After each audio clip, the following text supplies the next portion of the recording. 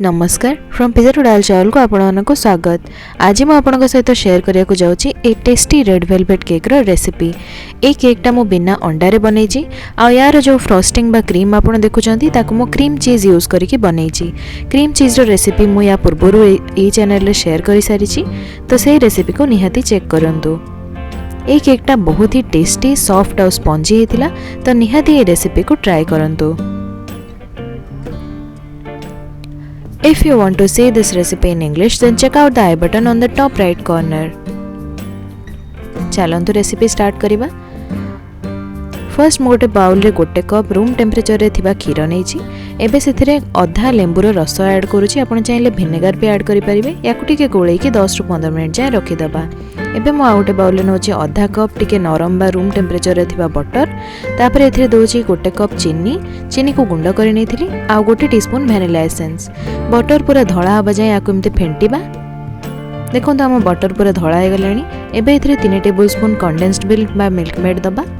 तापर याको भल भाव मिसई दबा। एबे एथिरे मु दोछि 1.5 कप मैदा, 1.5 टेबलस्पून कोको पाउडर, गोटे टीस्पून बेकिंग पाउडर आ 1/4 टीस्पून बेकिंग सोडा। ए सब को भल भाव छाणी दबा। छाणी नेले ड्राई इंग्रेडिएंट गुडा को भल भाव मिसी जाए।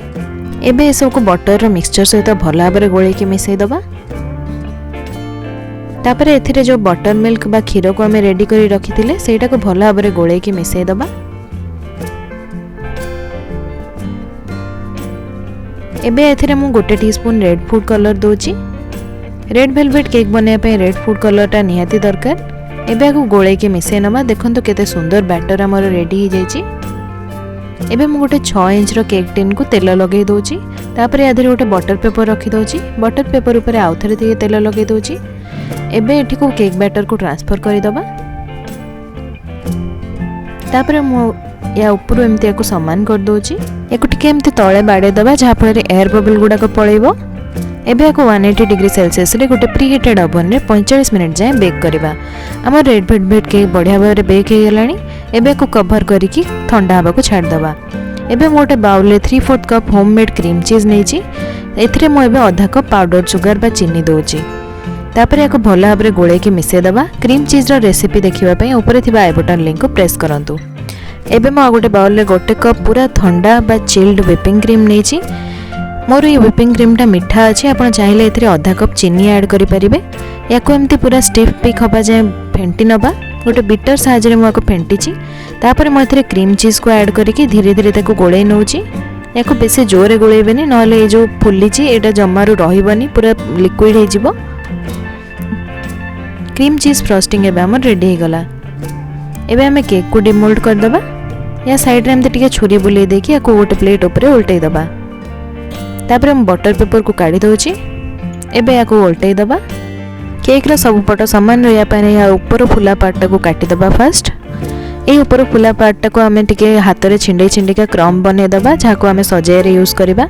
एबे मु केक को 2 पार्ट रे काटी दोची। आपण चाहिले 3 पार्ट रे भी काटी परिबे। एबे गोटे केक बोर्ड ऊपर टिके फ्रस्टिंग बा क्रीम लगे दबा। एबे केक रो फर्स्ट लेयर रखि दबा आ ता ऊपर किछि चीनी रो पानी पके दबा। चीनी और पानी मु 2 टेबलस्पून और 3 टेबलस्पून मिसे देथिली। एबे आ ऊपर क्रीम रो गोटे लेयर दे दबा। समान भाबे सब आड़ को देबे। एबे आ ऊपर आ गोटे लेयर केक रो दे दबा। आ सेम प्रोसेस को आउथरे रिपीट करबा। सुगर सिरप ता ऊपर आउथरे क्रीम को एबे केक रो साइड रे मध्ये भलो ऊपर लगे दबा। साइड रे लागितबा क्रीम को एमते टिके समान कर दबा। तापर मैं साइड रे केक क्रम्स को दे दोची। जो टॉप पार्ट को हमें टिके हाथ रे छिंडे छिंडे का क्रम्स बने परिबा। एटा लगेले केकटा बहुत ही सुंदर देखा जाए। एबे मो ऊपर क्रीम को एमती सुंदर भाबरे पाइप कर दोची। ऊपर आउ किछि केक क्रम्स पके दोची जहा पर कि धळा ऊपर रेड रो कॉम्बिनेशन बहुत ही सुंदर देखा जिवो। देखंतो हमर delicious eggless red velvet cake एबे रेडी गला। ए केकटा दुकान किणिथिबा रेड वेलवेट केक टू मध्ये अधिक सुंदर देखा जाउची। आ एटा खाइबा को सेते ही बेसी टेस्टी। या ऊपर जो क्रीम चीज फ्रस्टिंग देची सेटा मध्ये बहुत ही बढ़िया लागि थाए।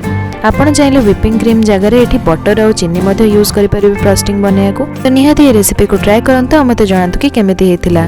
जदि आपको रेसिपी पसंद आसला देन ए वीडियो को लाइक और शेयर करंतु और मो चैनल को सब्सक्राइब करंतु। Thank you for watching. Good bye.